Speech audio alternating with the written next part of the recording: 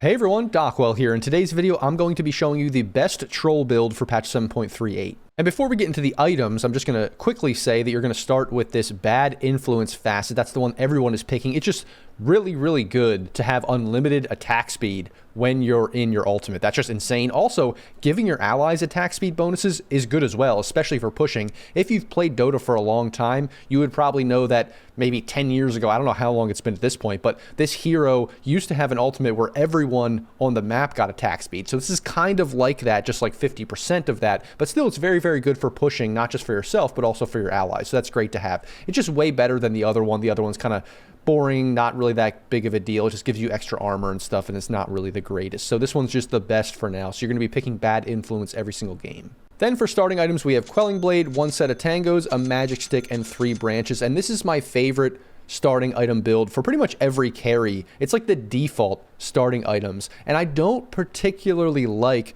those smaller items that build into Wraithband or Bracer. And I don't love completing the Wraithband or the Bracer either, because that's like 500 gold down the drain. And if you look at Dota 2 Pro Tracker, and a lot of the pro players aren't really finishing or even buying these items on a lot of different carries. So not just troll, but in general, I don't think this is a great patch for these smaller items. You can get away with these items, maybe buying another set of tangos, later in the game if you feel like you're getting harassed a bunch, finishing your wand, and then that's just all you really need before you start going into your boots and your bigger farming items.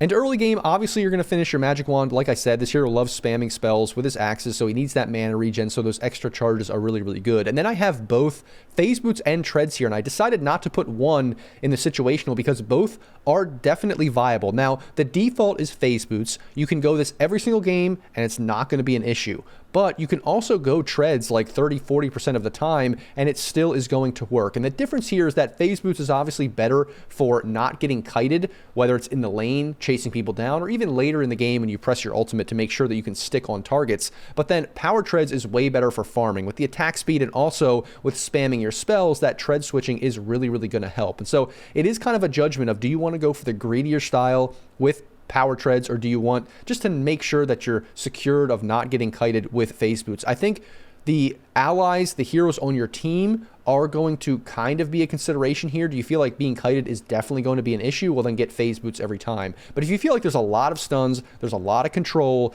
and really getting kited is not going to be an issue for you for the most part, you can go power treads, and that's going to be the greedier choice, like I said. And then you're going to go straight into the Battle Fury after you finish your boots. Battle Fury is just the default carry farming item for this hero. You're not going to be going for Maelstrom really, and then Radiance isn't really a thing, and you need some kind of farming item on the hero to really speed the hero's farm up. Now, Ag's Scepter is kind of a thing that has been a thing in the past, but right now it's just not viable as the default farming item. You want to maybe go this later in the game, like I have it in late game items, but it's not going to be the farming item of choice. Just go for Battle Fury. It's the good item right now for farming on the hero. Then I just briefly wanted to say, before I get into core items, that this is going to be your inventory if you're not going for Wraithbands. And so you have 3 slots here, so don't shy away from purchasing a Windlace. You can get that almost every single game, and it's probably pretty good. Just helps with farming, helps with getting away. Even if you're participating, it helps with that. And then also, you can buy something like Infused Raindrops to round out your items so that you are less susceptible to ganks. This hero's already pretty tanky. With the mischance and the ultimate, you can escape a lot of different ganks, but having those Infused Raindrops is pretty good in general, just since you have those item slots, and it's going to be a while before you get even your 3rd item, which is Sange and Yasha, and you're going to go this every single game, and then you're probably going to go into BKB. So you can keep those items for a long time, especially Windlace, because you're going to have the slots for the most part. And then you're going to round it out probably with Basher as the last item for your core items. And this is going to be your inventory probably every single game, or like 95% of games. You can just go this every single time, and you don't really have to think about it very much. These are definitely the core items. Then late game, you do have some options here. The default is just finishing the Abyssal and then buying Satanic, obviously getting rid of your wand there. And this is a great inventory. In like 90% of games, you're going to be fine with this inventory. But in certain games, maybe it's going to be better, instead of going for the Satanic, to go for the MKB. Because let's say there's a PA in the game, or there's somebody that bought a butterfly. This can be very important to have MKB, and sometimes you don't need the Satanic, so that can be a good inventory. Or maybe even eventually you do get rid of your boots and this is your inventory. That is fine as well. Now the problem with this though is that you are more susceptible to being kited. So that can be a bit of a problem. So just keep in mind that even if this is your inventory late, that's not necessarily bad. But sometimes if kiting is an issue, maybe even you sell your SNY or you kind of replace the Battle Fury or something with a Swift Blink, because this just allows you to stick on targets. Yes, you have your Abyssal, but now you have a way to blink in, you have more move speed. That can be a good thing as well. And then like maybe swapping this in or something like that when you're farming, that kind of stuff. But this does give a good amount of damage, but still, it is more of like an earlier game farming item, so this can be a good inventory later. And then I have Ags here and Ag Shard as the last late game items for two reasons. One, obviously late game, this is going to be great to have both of these. You kind of want these eventually 50-60 minutes in. But the other thing to consider is you may even be going for an Ags before even getting Basher. And this is kind of a rare thing, but sometimes you can get it before Basher, maybe right after Basher as your next item, because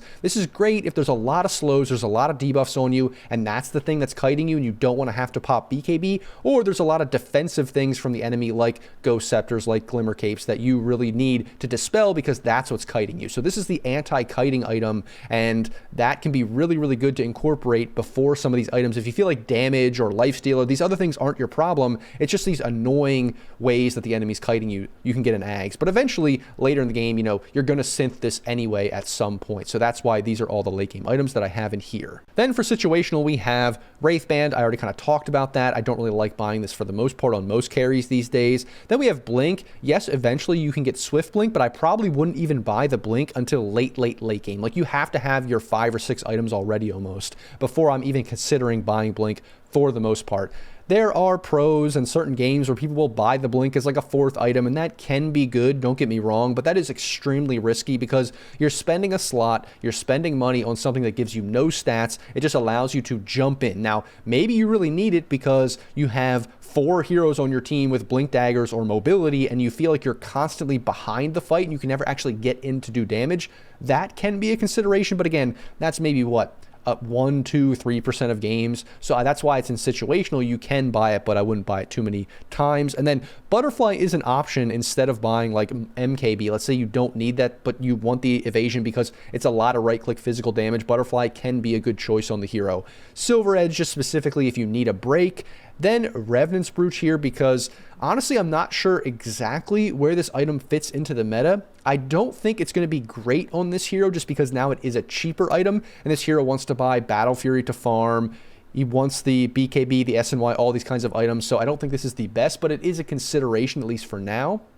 Manta is an option instead of SNY. SNY is the default. It's the one you want to go just because of the regen and the slow resistance and the move speed, the status resistance, all that kind of stuff.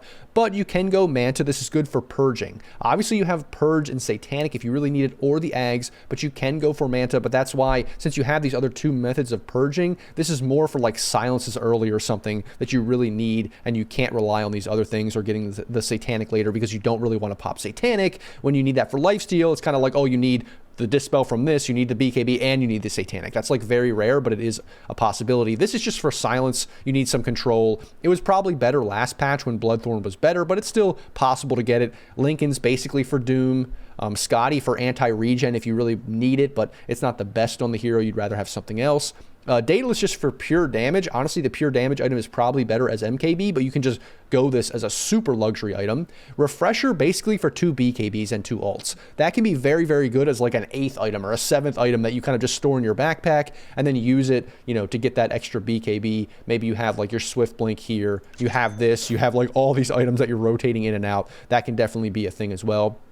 Maelstrom and Mjolnir are potential items that this hero can buy to farm instead of Battle Fury, but it just is a Battle Fury patch now, so that's why this is a situational item. You're probably not going to be buying it for the most part. And then Nullifier, you can get it on the hero, but honestly, Ags is just better because it kind of does very similar things, and the Ags is something you can synth and you can get these other items. So this doesn't, you know, this doesn't take up a slot eventually where this does take up a slot. Now, this can be better because it's like a continual purge where this is just only once. So that might be a consideration in very rare cases. That's why it's still on here, but you're not going to be buying it in very many games. Then for skill build, we obviously start with Battle Stance level 0. We don't need to put any points into that. And then level 1, we're going to go for Whirling Axes first. This is great in the rune contest to slow the enemy, do some harass damage. In the lane, it's great for securing last hits like range creeps and harassing the enemy there. And obviously the miss chance is really, really good as well. That little extra damage, but also them missing if they are going on you and getting aggressive on you early. And then level 2, we're going to put one in Berserker's Rage, and then level 3, one in Fervor. This is great to just have that maim chance, the ensnare chance, a little bit of extra damage and slow, and then the attack speed, obviously, if you're hitting the enemy and harassing them a bunch, or if you're even hitting like a big camp creep or something like that, or maybe even hitting the tower a little bit, which can happen sometimes as well. But at level 3, you're going to have 1 point in each of these abilities, and then we're going to max out Whirling Axes first. That's great for farming, pushing waves, doing extra damage to the enemy, all that kind of stuff, and then obviously getting your ultimate whenever you can. Then maxing out Fervor second, because again, this is another great farming ability, and obviously at this point you can take some towers, maybe even take Roche, and then lastly, maxing out Berserker's Rage, because this is a great passive ability, but that chance for ensnare and maim stays the same. It's just the duration and the armor and the move speed and that kind of stuff that increases. So that's why we're maxing that out last, because you at least get 1 value point in it, but you don't really need to max it until the very end of the game or later in the game when you have items and you're participating in the team fights a little bit more and you want that kind of like permanent ensnare chance and stuff like that. And then you're obviously getting your ultimate whenever you can at every single point, because this is a great, obviously amazing ability. There's no reason not to get that whenever you can. And then for talents, we're going to go for left talent. This move speed is just great during Berserker's Rage. You need that to help your hero not get kited. Fervor attack speed is really, really good, obviously, especially with bad influence, to not have that capped at all, which is insane with your ultimate. And then plus 1.5 second battle trance duration is amazing because your ultimate is so good in general. This also gives you 1.5 seconds of pretty much invulnerability.